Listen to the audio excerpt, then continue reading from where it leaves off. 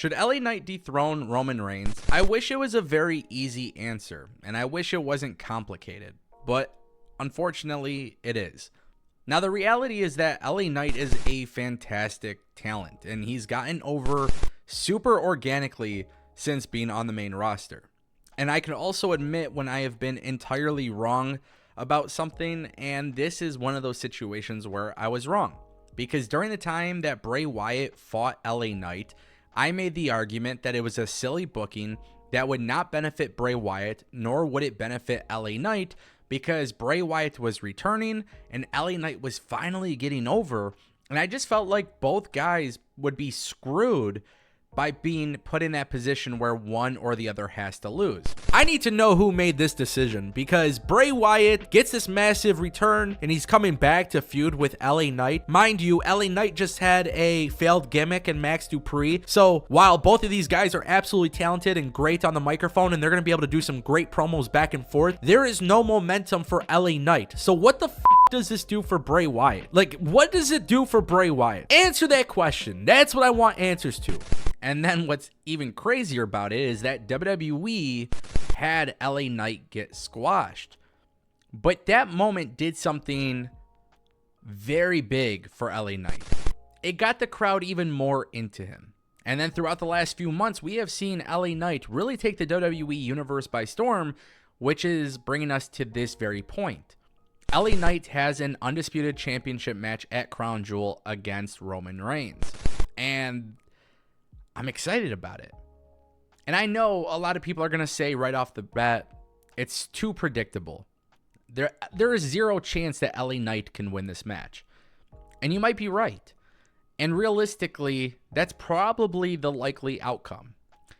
And if Roman Reigns beats LA Knight, let me just make it clear, WWE should do what they always do with Roman Reigns matches. Have Roman Reigns get some backup, do a ref bump, do some sort of shenanigans, try to do everything possible to protect LA Knight here, because LA Knight losing to Roman Reigns could be detrimental to his career, but I also said that about him versus Bray Wyatt, and look where we're at. However, yeah, try to make it logical, try to make it look like he got screwed over. Try to make it to the point where it looks like he could actually beat Roman Reigns. But then again, the question isn't, do I think LA Knight will win the match? The question is, should LA Knight win the match? And the reason why it's so difficult is because look at all of the worthy competitors that came before LA Knight. We saw Sami Zayn try, and he got over so organically. The reaction at Montreal was astonishing.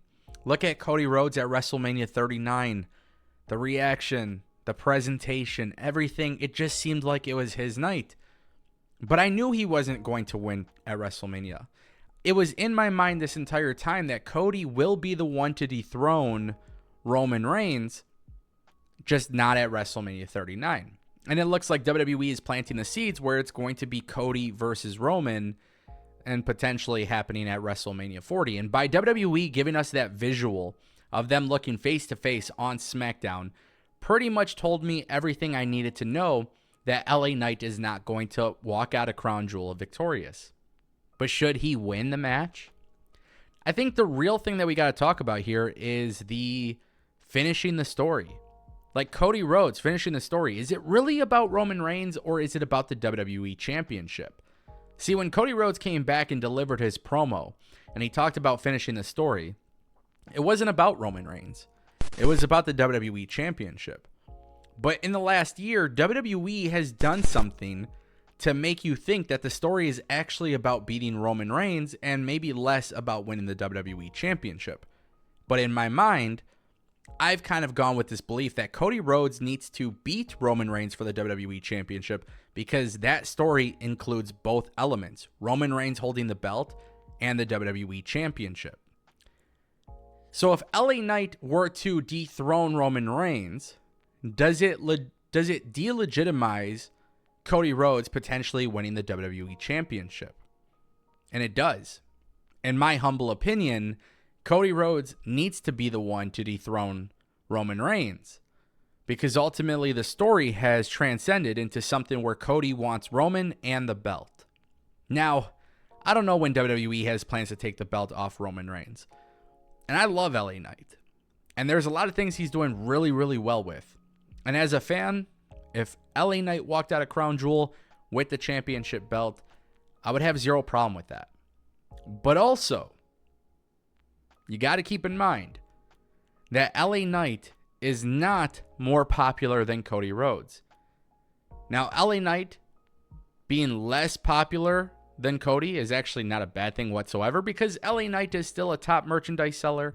He's still doing a lot of great things.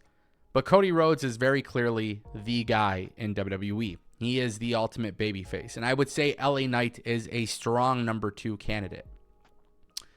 So yeah, if LA Knight won the belt, I wouldn't be upset by any means. I wouldn't be bothered by it. I wouldn't be emotional about it. I would be totally cool with him walking out with the belt. And on the same token, if he loses the match, I would also have no problem with it, as long as they're protecting him. But what makes LA Knight a different contender than somebody like Cody and Sami Zayn? It's, people will bring up age, but it's not like LA Knight is much younger. It's not like LA Knight is a young up-and-coming star. He didn't come up from the bottom, from NIL into NXT. He's a veteran in the business. He might be emerging in WWE, but factually speaking, he's a longtime veteran. So this is not something where I think WWE would risk it in that sense. Now, I believe that whoever dethrones Roman Reigns needs to become the guy. Cody Rhodes is the guy. The only thing he doesn't have is the belt. LA Knight is the guy, but he doesn't need the belt. And he doesn't have the belt. I would actually like to propose something different. Cody Rhodes needs to go to SmackDown. They got to make it official somehow. When Cody leaves Raw, that's going to leave WWE Raw without a massive star. So what would you do if you were the WWE? And there's 2 options. A returning Randy Orton should go to Raw, and LA Knight should be moved to Raw. Realistically, somebody is going to have to be a top heel to take the World Heavyweight Championship belt away from Seth Rollins. In my mind, there's 2 candidates. There's Drew McIntyre and there's Gunther. Both of those guys can be world champions as established heels.